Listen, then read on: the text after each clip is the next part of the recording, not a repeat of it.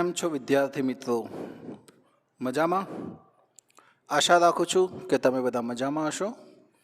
તો ચાલો ચાલુ કરીએ આપણું અકાઉન્ટ. ચેપ્ટર નંબર 2 એમાં ઉદાહરણ નંબર 7. આની પહેલાં આપણે 1 થી 6 ઉદાહરણ જોયા હતા. 7મું ઉદાહરણ ચાલુ કરતાં પહેલાં એની હું જરા રકમ તમને કહી દઉં અને હવાલા ટીક મરાવી દઉં છું. તો જો ચોપડી હોય તો એ ખોલીને રાખો, જેથી હવાલા ટીક મારવામાં તમારે તકલીફ પડે નહીં. તો ઉદાહરણ નંબર 7માં કંઈક આવું છે. પારેખ અને મહેતાની ભાગીદારી પેઢી 31/3/17ના રોજ નીચે આપેલા કાચા સરવૈયામાં અને હવાલા પરથી વાર્ષિક હિસાબ તૈયાર કરો. તો અહીંયા કાચું સરવૈયું આપ્યું છે.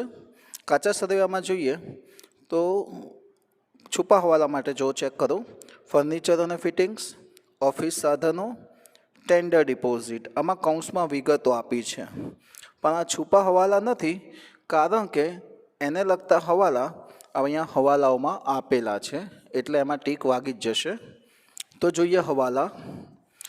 પહેલું છે આખરનો સ્ટોક 1,05,000નો હતો. તો આખર સ્ટોક તો એ સ્વતંત્ર હવાલો, એને એમને રાખવો પડશે. એની પછી નંબર 2, 15,000 અંગેની ખરીદીનું બિલ લેણદાર પાસેથી મળ્યું હતું, જે લખવાનું રહી ગયું હતું. તો લેણદાર ઉપર આપણે ટીક મારીશું એક, અને ખરીદી ઉપર ટીક વાગશે.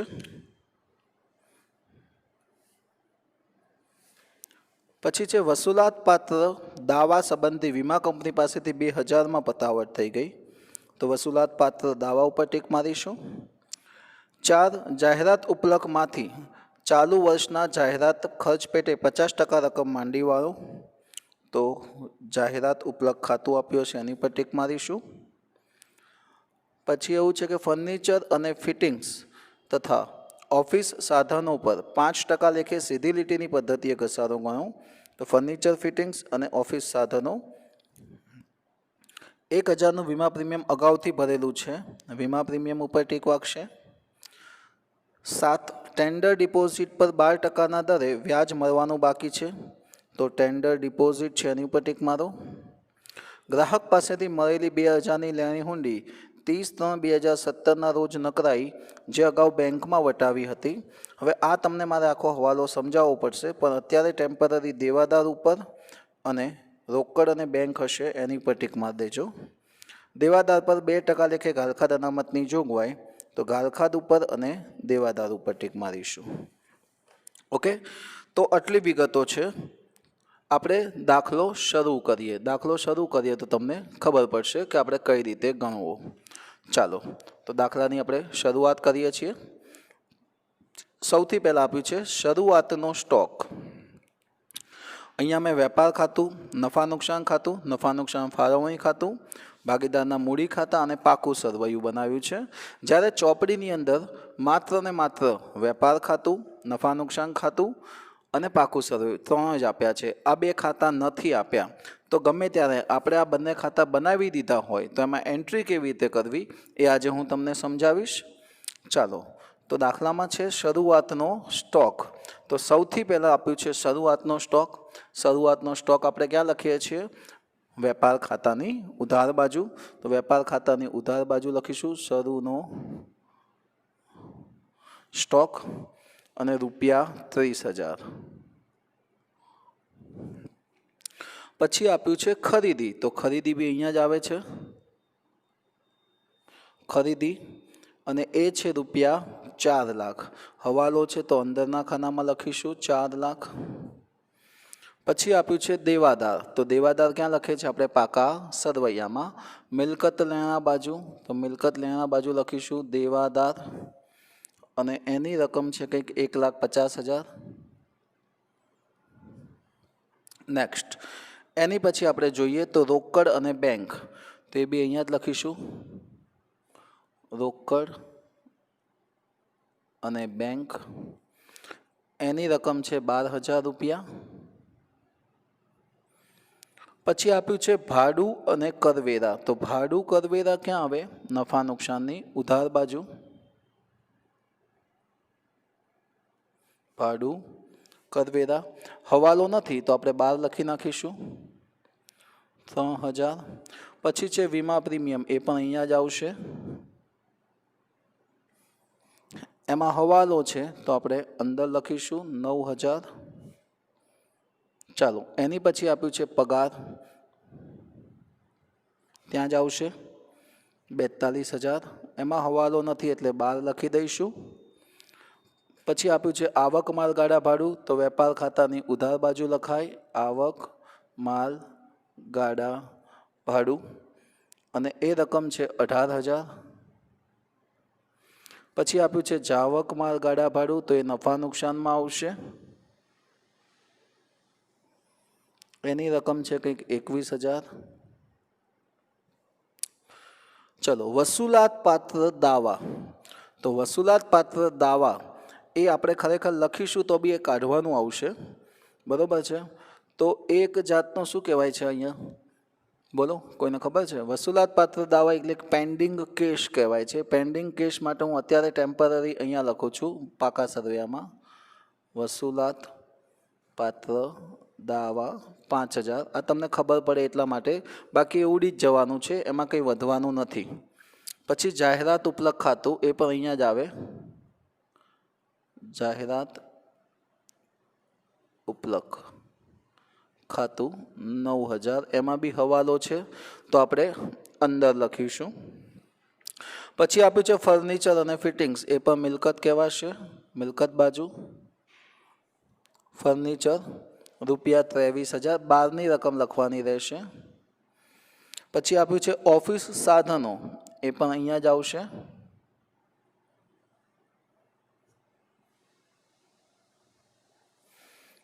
એની રકમ છે કંઈક 10000 રૂપિયા. પછી આપ્યું છે ટેન્ડર ડિપોઝિટ, એ પણ અહીંયા આવશે,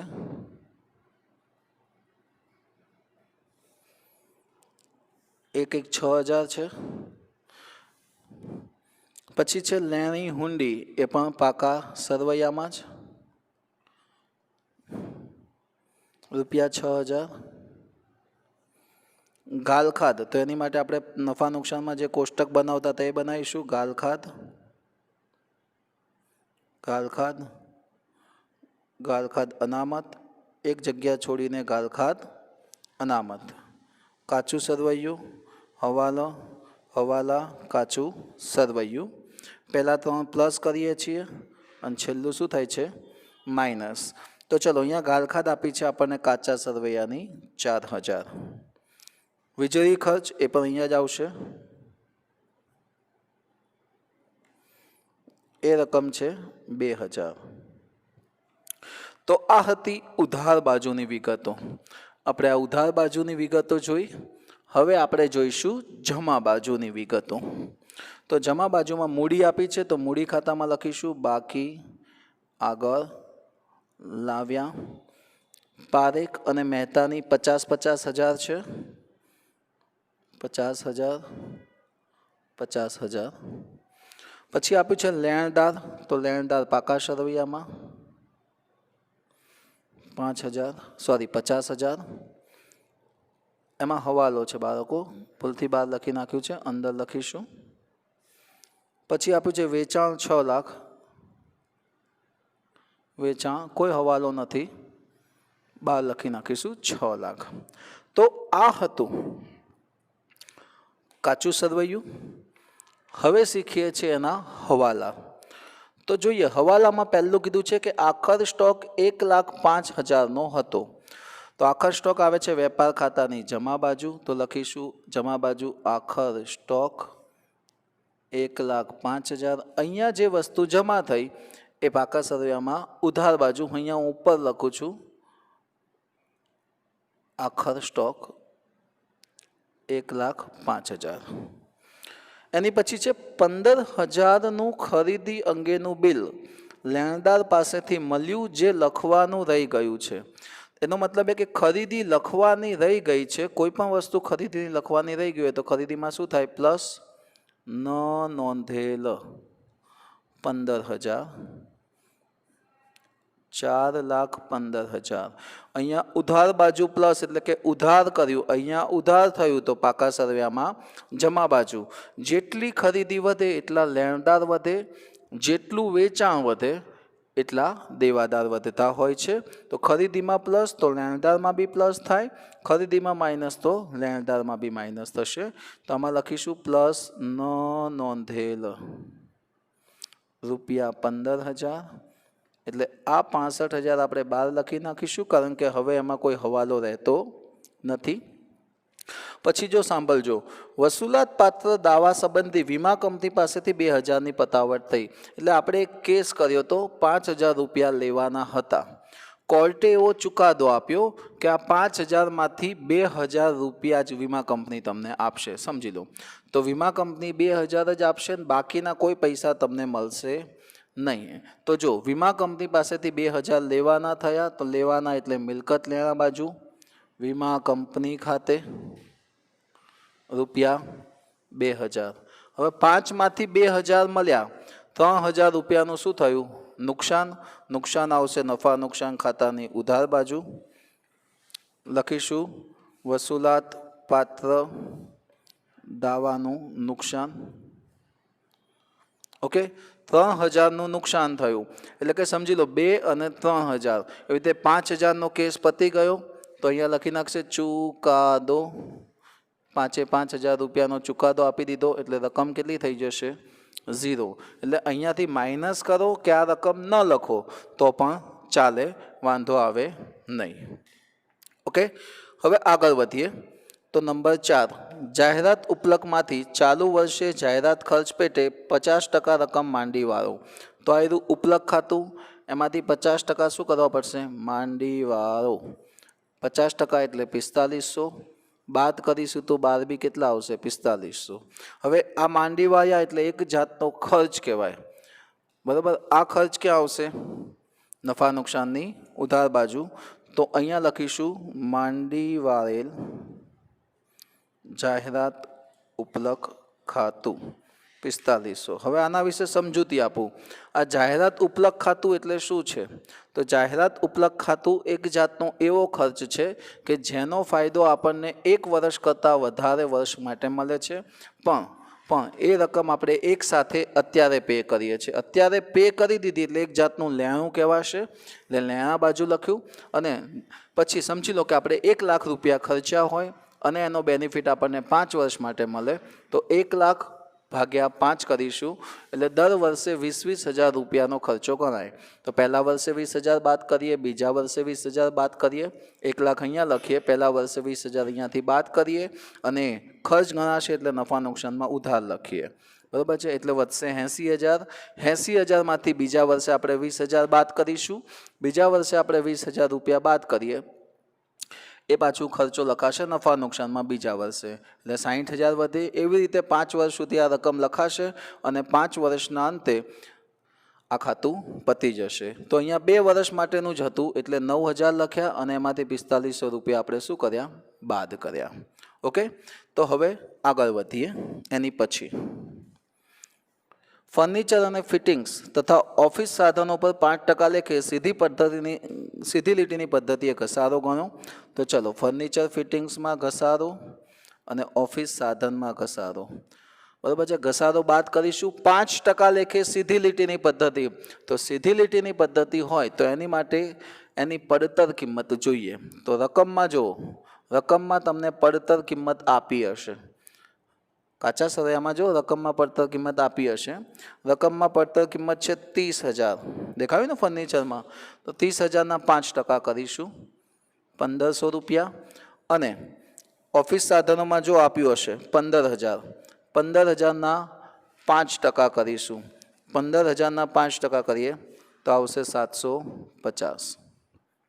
હવે બાદ કરીએ તો અહીંયા વધશે 21,500 અને 9,250.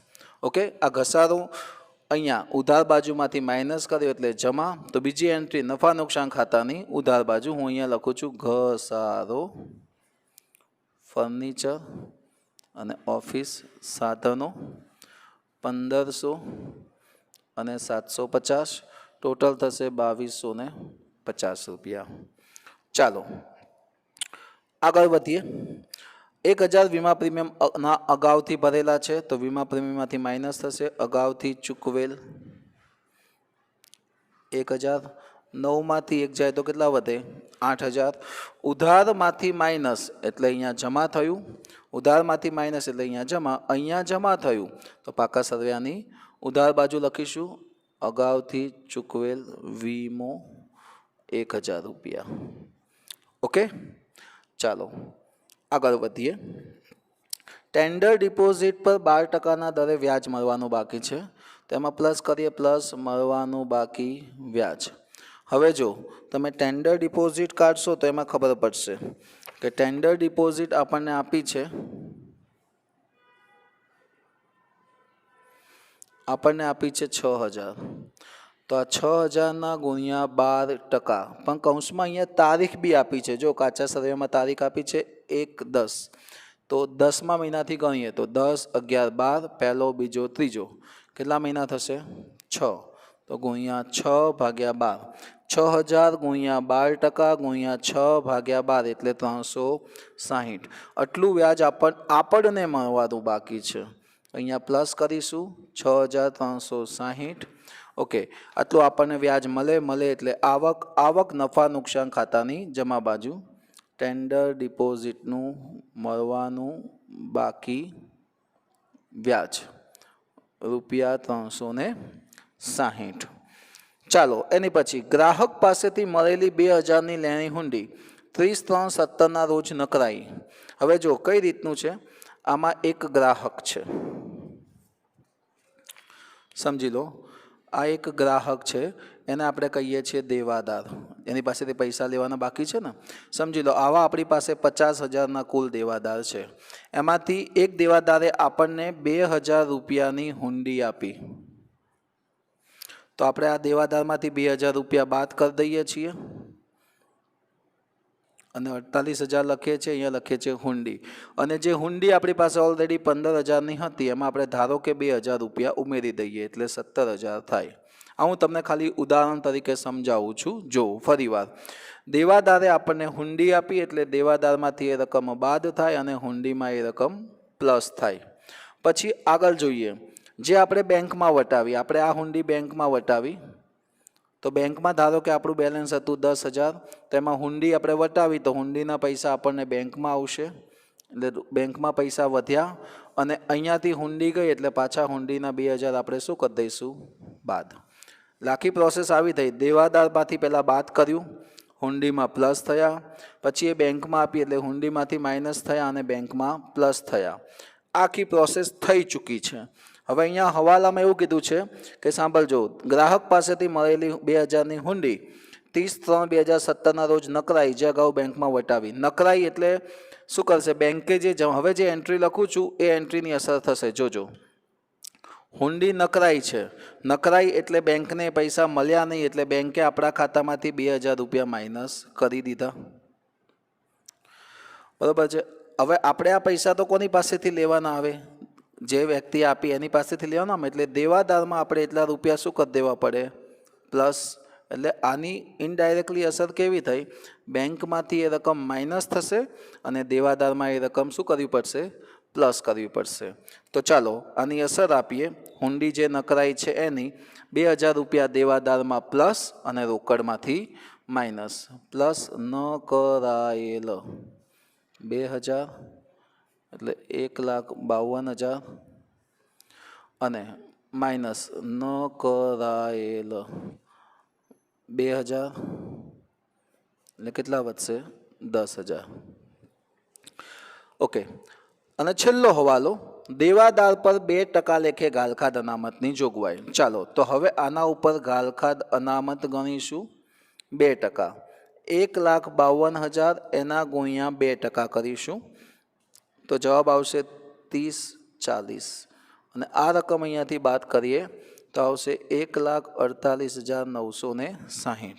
અહીંયાથી માઇનસ તો બીજી એન્ટ્રી અહીંયા આવશે 30/40, 70/40 ટોટલ, 12 મૂકી દઈશું 70/40. તો બાળકો આ હતા હવાલા. હવે આપણે દાખલાનું શું કરીશું? ટોટલ મારીશું. તો ચાલો ટોટલ મારીએ. એની પહેલાં જોઈ લઈએ કોઈ રકમ બહાર લખવાની રહી ગઈ છે કે નહીં.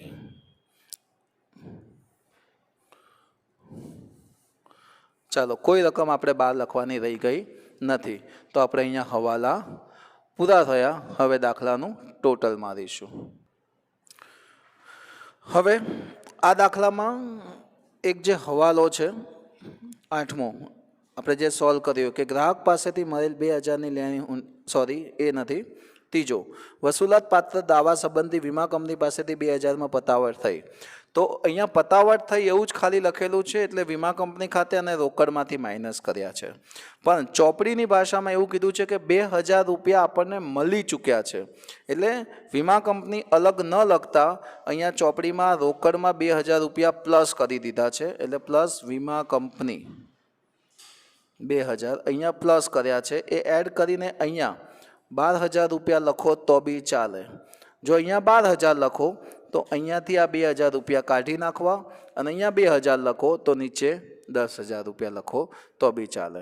ઓકે, ચાલો તો હવે આપણે આ દાખલાનું ટોટલિંગ કરીશું. સૌથી પહેલાં વેપાર ખાતાનું ટોટલ મારીએ. 6 લાખ વત્તા 1,05,000 7,05,000. 7,05,000 માંથી 30,000 4,15,000 અને 18,000 આટલા રકમ બાદ કરીશું તો મળશે 2,42,000. આને કહેવાય કાચો નફો. કાચો નફો નફા નુકસાનમાં લખીશું 2,42,000. હવે આનું આપણે ટોટલ મારીશું તો થશે 2,42,360. એમાંથી બાદ કરીશું 3,000 8,000 42,000 21,000 સોરી 42,000 21,000 70 40 2,000 3,000 45,000 અને 22,50. ઓકે, આટલા બાદ કરીએ તો મળે છે 1,49,570. આને આપણે કહીશું ચોખ્ખો નફો.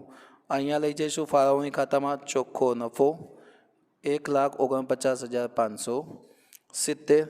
ચલો હવે આ ખાતું બંધ કરીશું.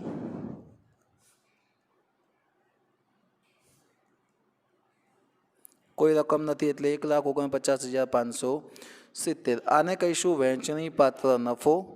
એ બંને ભાગીદાર વચ્ચે એટલે કે પારેખ અને મહેતા વચ્ચે નફા નુકસાનના પ્રમાણમાં વહેંચીશું.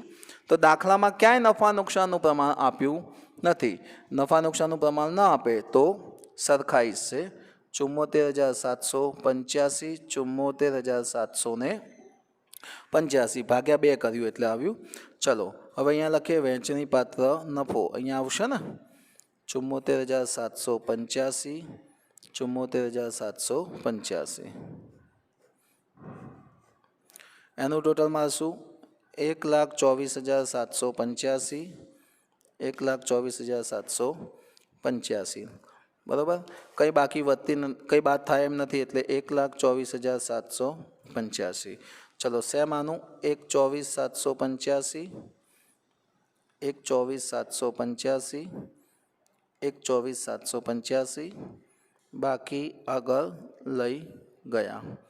અને અહીંયા લખીશું મૂડી પારેખ અને મહેતા 1,24,785 1,24,785. હવે આનું ટોટલ મારીશું